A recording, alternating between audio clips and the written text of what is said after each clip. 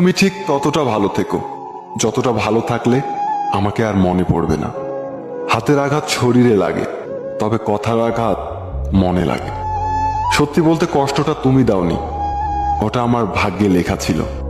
আজ হয়তো তোমার কাছে সময় নেই আমার সাথে কথা বলার, একদিন দেখবে তোমার কাছে অনেক সময় থাকবে। শুধু তোমাকে মিস করার মতো আমিটাই আর থাকবো না।